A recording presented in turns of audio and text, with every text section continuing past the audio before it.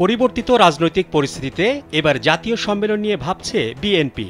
দলের গঠনতন্ত্র অনুযায়ী প্রতি ৩ বছর পর পর সম্মেলনের মাধ্যমে কেন্দ্রীয় নির্বাহী কমিটি নির্বাচন করার কথা। তবে প্রায় ৯ বছরেও কাউন্সিল করতে পারেনি দলটি। এক্ষেত্রে তৎকালীন ক্ষমতাসীন দল আওয়ামী লীগের দমনমূলক নীতি, পুলিশ ও আইন শৃঙ্খলা রক্ষাকারী বাহিনীর অপেশাদার আচরণকে দায়ী করছে বিএনপি।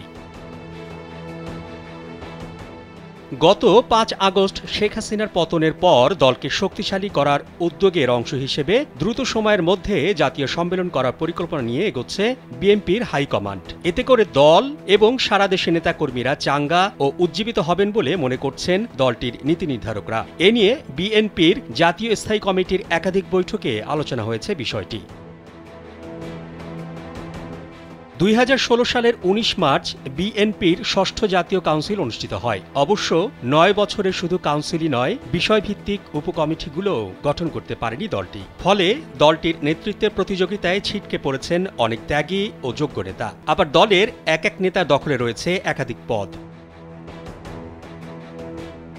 বিএনপির স্থায়ী কমিটির একজন সদস্য কালবেলাকে বলেন, সব মিলিয়ে ৯ বছর অনেক দীর্ঘ সময়। এই সময়ের মধ্যে অন্তত ৩টি কাউন্সিল করা যেত।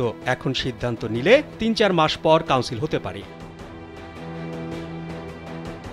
২০১৬ সালে বিএনপির ষষ্ঠ জাতীয় কাউন্সিলে ঘোষিত কেন্দ্রীয় পূর্ণাঙ্গ কমিটিতে অনেক তরুণ, নতুন মুখ এবং নারী নেত্রীরা পদ পান। ছাত্রদলের সাবেক শতাধিক নেতাকেও পূর্ণাঙ্গ কমিটিতে পদ দেয়া হয়। বিএনপির গঠনতন্ত্র অনুযায়ী জাতীয় নির্বাহী কমিটিতে স্থায়ী পদ ১৯টি, উপদেষ্টা কাউন্সিলের পদ ৭৩টি, ভাইস চেয়ারম্যানের ৩৫টি, যুগ্ম মহাসচিব ৭টি, সম্পাদক ও সহ সম্পাদক মিলে ৫৯২টি পদ রয়েছে। কাউন্সিলের পর ৪৯৬ জনের নাম ঘোষণা করা হয়েছিল। পরে কিছু পদে কেন্দ্রীয় কমিটি থেকেই পদোন্নতি এবং নতুনভাবে দায়িত্ব দেওয়া হয়েছে। জানা গেছে, বিএনপির ষষ্ঠ জাতীয় সম্মেলনের পর দলটির স্থায়ী কমিটির সদস্য MK আনোয়ার, তরিকুল ইসলাম, আসম হান্নান শাহ ও মওদুদ আহমেদ মারা গেছেন। সাবেক সেনাপ্রধান মাহবুবুর রহমান পদত্যাগ করেছেন।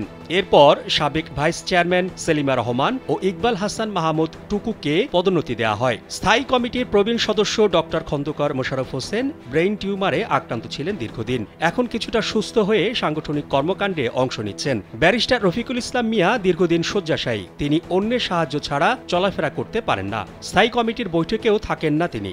৯০ ঊর্ধ্ব জমির উদ্দিন সরকার বৈঠকে থাকার চেষ্টা করেন। ৫ আগস্ট শেখ হাসিনার পতনের পর ভারত থেকে দেশে ফিরেছেন সালাউদ্দিন আহমেদ। সব মিলিয়ে দলের নেতাকর্মীদের নতুন করে চাঙ্গা করতে জাতীয় কাউন্সিলের দিকে যাচ্ছে বিএনপি। মোহাম্মদ শাহাবুদ্দিন মাহতাব, কালবেলা।